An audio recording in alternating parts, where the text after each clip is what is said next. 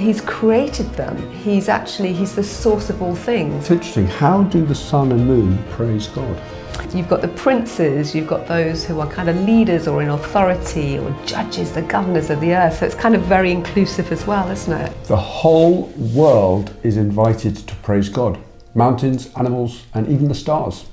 Psalm 148 shows us how all of creation is a reflection of God's glory. But what does it look like for you and me to join in that praise? Let's dive into this beautiful psalm and see how we can align our lives with creation's song. So, you need to download the study on Psalm 148, which is entitled, Is God Worthy of Praise? You need a pencil and maybe some colour pencils too, and once you've got that, you're all set to go. So, let's make a start on the right-hand corner where it says, an important part of the Christian life is praising and worshipping God. But some days or in seasons of life, we look at our circumstances and honestly struggle to praise Him. What makes God worthy of our praise? How can we refocus on God and praise Him? So, we're going to follow the instructions below to know God deeply and live differently. So let's read Psalm 148. We're going to mark Lord and pronouns such as him, he, or his with a triangle. So here we go. Choose your colour or a pencil. Verse 1.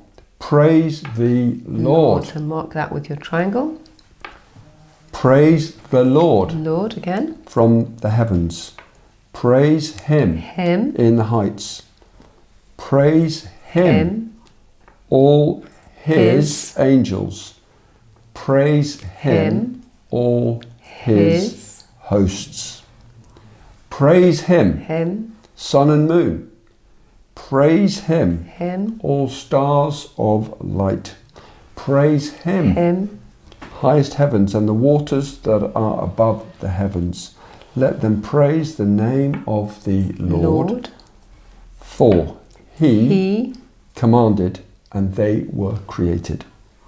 He also established them forever and ever. He has made a decree which will not pass away. Praise the Lord. From the earth, sea monsters and all deeps, fire and hail, snow and clouds, stormy wind, fulfilling His word. So the His there as well. Mountains and all hills, fruit trees and all cedars, beasts and all cattle, creeping things and winged fowl, kings of the earth and all peoples, princes and all judges of the earth, both young men and virgins, old men and children. Let them praise the name of the Lord.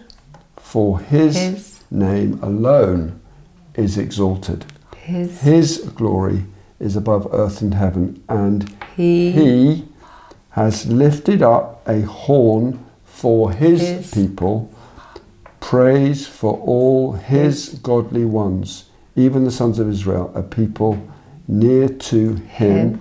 Praise the Lord. Okay, hopefully you're able to follow along with that. So, in verses 1 to 4 only, who or what is to praise the Lord? So if we look, I think the focus to answer that question is verses 2 and 3. So we see it's all of God's angels and all of His host, all of His angelic servants, all of His host. And then we see that it's not just them, but it's the sun and the moon and all the stars of light. So it's all the celestial bodies. Yeah. Excellent. So, and where are they? Well, it says in verse 1 that from the heavens they're to praise the Lord, and in the heights. And we also see that repeated again in verse 4, the highest heavens and the waters that are above the heavens. In other words, the heavens, the atmosphere, and that's obviously where the angels and the celestial bodies are. They are all up there. It's interesting. How do the sun and moon praise God? That's an interesting one, isn't it? Yeah, it is an interesting one. How do the sun and moon I praise think God? we're going to come on to that in just a little minute, but I think just by the very fact of them being But I think we'll unpack that a little bit more. Okay, all right. So verses 5 and 6 now. Let's underline the word name. So Okay. here we go. Let them praise the name, verse of the 5, Lord. of the Lord, for he commanded and they were created. He also established them forever and ever. He has made a decree which will not pass away. Okay, verses 5 and 6 only. What do we learn about the Lord? Well, he has a name, and his name is the Lord, and that's what is to be praised. So it's his name. Now, a name is what identifies somebody. So his name identifies God as God, and it also reveals his character or his attributes or something about him, characteristics. So we learn that is what is to be praised. We also see that he commanded, it's through his word that he commanded, and the celestial bodies, the heavens were created. And so going back to your question about how can they praise God? Well, the very fact that they exist, they will be reflecting something of the attributes and the character of God and who he is, his majesty, his might, his power, his awesome creativity. So the very fact of them being is a reflection of him, his name, I think. Okay. And it shows that's how they praise him. Very good. And why should he be praised? So, because if we just go back a little bit, so it says verse 6, he's also established them forever and ever, and he's made a decree which will not pass away. So he's established them, he's made them stand, his word is not going to pass away. So why should he be praised? Because he's created them. He's the source of all things. He's actually he's holding everything together. He's causing them to stand. I think that's one of the reasons why. Do you think of any other reason why? No, just he commanded, they were created. So he spoke. His word is powerful. He commanded and it so happened. Yeah. Absolutely. Yeah. So can you feel the joy in these words? This is the power of inductive Bible study, digging deeper to uncover the praises that fill the Bible. If you're ready to continue this journey of discovery and find more truths like these, then think about subscribing. There's so much more that we can explore together. Absolutely. Okay, so moving on to verses 7 to 12. Who or what is to praise the Lord in these verses 7 to 12? And there's a lot here. There is. So one of the little tips that we give is you can just number off in the text the different things. How many have you got numbered off? I think I've got about 22, something like that. So you may find a little bit more, a few less, doesn't matter. But okay, so let's go through them. So first of all, in verse 7, we've got the sea monsters and all the deeps. So the depths of the ocean, those things that are creatures that are there in the sea. So the sea monsters in the depths. What about in verse 8? You've got fire, hail, snow, clouds, stormy wind. And those are the elements, and they kind of, if you like, they're in the atmosphere, aren't they? Fire could be fire that comes down from heaven. I mean, we see that sometimes with lightning strikes, or the wind fueling fires from the heat, but certainly the hail, the snow, the clouds. So those things, everything, nature is to praise him. Yeah, verse 9. You've got the mountains and the hills. So the landscapes, you've got fruit trees and cedar trees. So those trees that produce food, those trees that maybe produce wood. So just different types of trees. Yep. Verse 10. Beasts and all cattle, creeping things and winged fowl. Okay, and then we're going on to the people. So kings of the earth, rulers, then all peoples.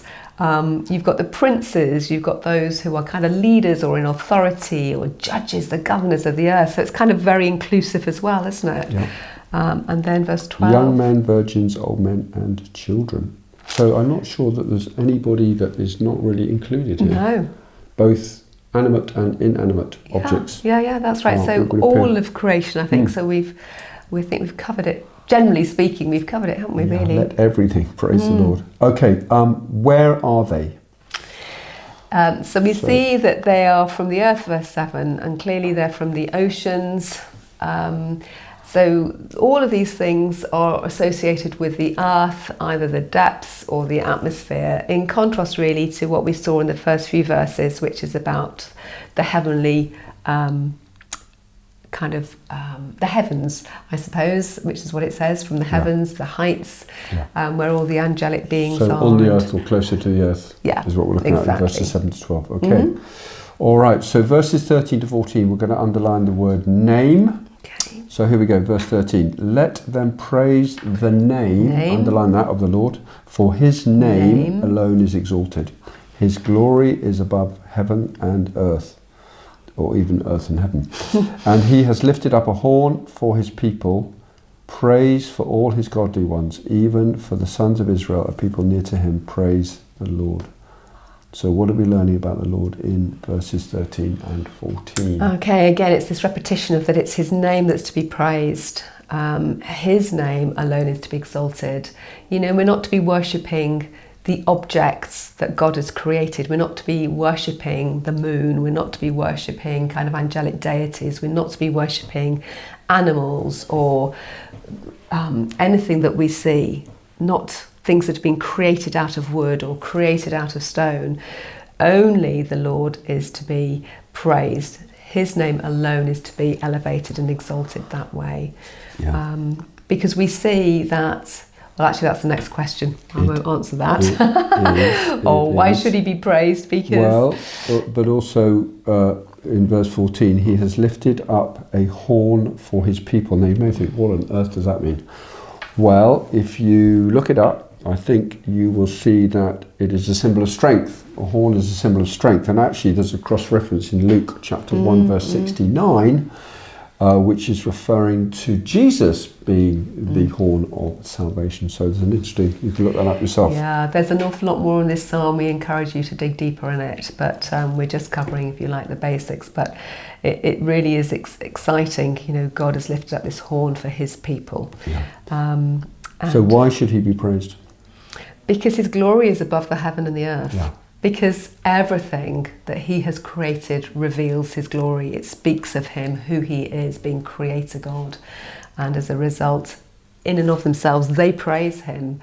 But as people, we are to praise him and exalt his name too.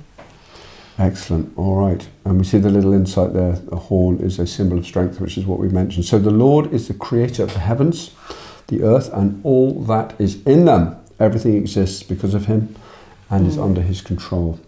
What confidence does knowing this give you? Yeah. What is your response? Will you join with all creation in praising the name of the Lord? And that's what we call application, isn't it? Those application questions. Those are things that you need to consider and think about in light of what you have seen in this psalm. And what is your response going to be? Are you going to praise him? You may be going through a really difficult time, but the reality is God is worthy of our praise. His name is worthy of our praise. Amen. Amen. And it's like an instruction. We are to praise the Lord, aren't we? Exactly. So let's be praising the Lord. So in this study, if it's opened your eyes to the call to praise, don't miss out on future studies. Hit that subscribe button and join us as we continue digging deeper into God's Word. If you want a more structured approach to Bible study, visit precept.org.uk/pathway and check out the Precept Pathway, which is a step-by-step guide to help you understand Scripture more deeply and apply it to your life. And while you're there, be sure to browse our shop for resources like book studies and downloadable materials which are free, which can support you on this transformative journey. Thanks for watching today.